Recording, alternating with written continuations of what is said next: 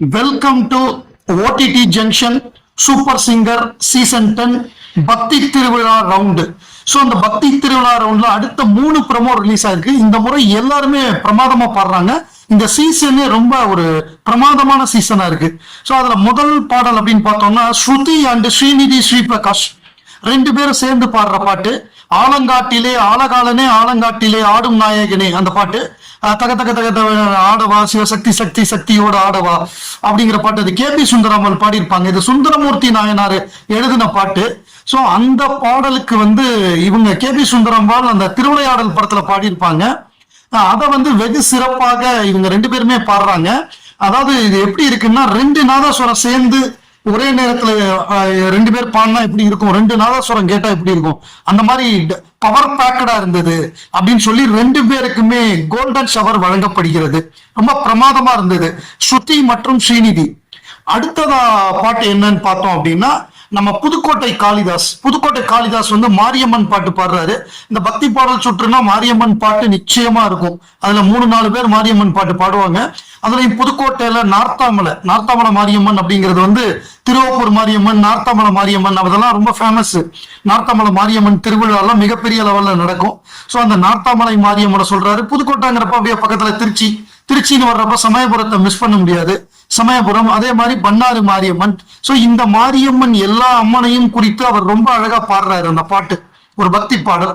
அந்த பாட்டு ரொம்ப ஒரு பரவசமா இருக்கு அதை கேட்கிறப்பவே. ஸோ அதற்காக ஜட்ஜஸ் அவரை பாராட்டி கேட்கறதுக்கே அவ்வளவு நல்லா இருக்கு அப்படின்னு சொல்லி கீழே இறங்கி அவருக்கு வாழ்த்து சொல்லி கோல்டன் ஷவர் கொடுத்து அவரை பாராட்டுறாங்க.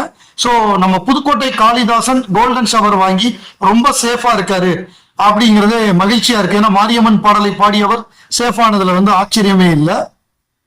அதுக்கப்புறமா பார்த்தோம்னா 3வது இந்த சீசன் ஆரம்பிச்சதுல இருந்தே வெகு சிறப்பாக பாடி ஜூனியர்ல இருந்து வந்தவங்க சூப்பர் சிங்கர் ஜூனியர் சீசன் 7ல இருந்து அதுலயே ஃபுல்லா கோல்டன் ஷவர் வாங்கின நம்முடைய வைஷ்ணவி தான் அந்த பாட்டு பாடுறாங்க. ஸோ வைஷ்ணவி பாடுற பாட்டு இது ரொம்ப கடினமான பாட்டு. நம்ம இவங்க பாடியிருப்பாங்க, நம்ம KS சித்ரா அவர்கள் பாடின 108 அம்மன் வர்ற மாதிரி தாலிவரம் கேட்டு வந்தேன் தாயம்மா கண் திறந்து பாரம்மா அப்படின்னு வரிசையா எல்லா அம்மனையும் குறித்து வரும். நம்ம தேவா அவர்கள் மியூசிக்.